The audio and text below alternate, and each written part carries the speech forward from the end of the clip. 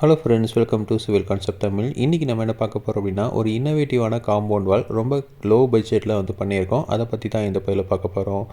இந்த compound wall பார்த்திங்கன்னா சைட்டுக்கு போகிற வழியில் பண்ணியிருக்கோம். ஸோ இது வீட்டுக்கு எல்லாத்துக்குமே யூஸ் பண்ணலாம்.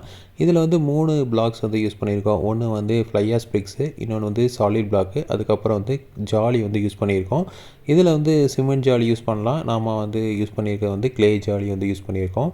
இதில் ஒவ்வொரு 10 அடிக்கும் நம்ம தூண் நிறுத்தியிருக்கோம். அந்த தூண் ஃப்ளையாஸ் பிரிக்ஸ்லேயே தூணாக மாதிரி கட்டியிருக்கோம். அதுக்கப்புறம் ஒரு 10 அடிக்கு நடுவில் ஜாலியும், இன்னொரு 10 அடிக்கு நடுவில் சாலிட் பிளாக்கும் வச்சு நம்ம பேக் பண்ணியிருக்கோம்.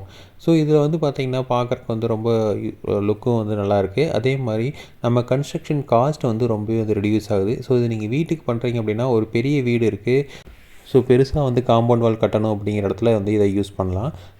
சின்ன வீட்டுக்கு இதை யூஸ் பண்ண முடியாது. ஏன்னா ரொம்ப கம்மியான ஒரு 30 அடி தான் இருக்குது அப்படின்னா, இது 3 இதுதான் வரும். ஸோ அப்போ 3 இது தான் நமக்கு அந்தளவுக்கு நல்லா இருக்காது. ஸோ ஒரு 40 அடி 50 அடி இருக்கிற இடத்துல இதை யூஸ் பண்ணிங்க அப்படின்னா பார்க்குறக்கு ரொம்பவே நல்லாயிருக்கும். இந்த ஜாலி நார்மல் ஜாலி தான்.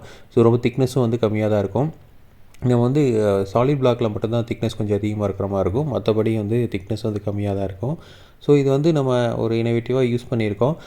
வீட்டுக்கு நம்ம பெரிய இடமா இருக்குது அப்படிங்கிற பட்சத்தில் இதை யூஸ் பண்ணலாம். கன்ஸ்ட்ரக்ஷன் காஸ்ட்டு கண்டிப்பாக நார்மல் கன்வென்ஷனல் காம்பவுண்டை விட இது 50% நமக்கு கம்மியாகும். ஏன்னா ஜாலிக்கு நம்ம பெருசாக செலவு பண்ண போகிறதில்ல.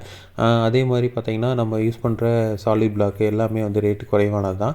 இப்போ அந்த தூணுக்கு மட்டும்தான் நம்ம பண்ணணும். ஸோ இப்போ இதே தூண் காங்க்ரீட்டில் போட்டிங்கன்னா உங்களுக்கு காஸ்ட் அதிகமாகும். அதுக்கு பதிலாக நம்ம என்ன பண்ணியிருக்கோம் அப்படின்னா, இந்த இதுலேயே பண்ணியிருக்கோம், பிரிக்லேயே பண்ணியிருக்கோம். ஸோ அதனால் அதோட காஸ்ட்டும் கம்மியாகும்.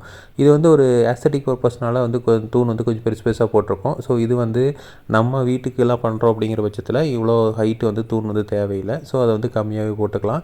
ஸோ இதில் ஸ்டெப்பாக வர மாதிரி இருக்குது. ஏன்னா இது கொஞ்சம் இறக்கமான இடம் அப்படிங்கிறனால ஸ்டெப்பாக கொடுத்துருக்கோம். இதே நீங்கள் வீட்டுக்கு பண்ணுறப்போ ஒரு ஸ்ட்ரைட்டாக நம்ம பண்ணிக்கலாம். ஸோ பார்க்குறக்கு ஆஸ்தட்டிக்காக நல்லா லுக்காக இருக்கும். ஸோ இதில் நீங்கள் மேலே பிளாஸ்டிங் பண்ணிங்க யூஸ் பண்ணலாம். இல்லை அப்படியே கூட நம்ம பெயிண்ட் அடித்து கூட யூஸ் பண்ணலாம்.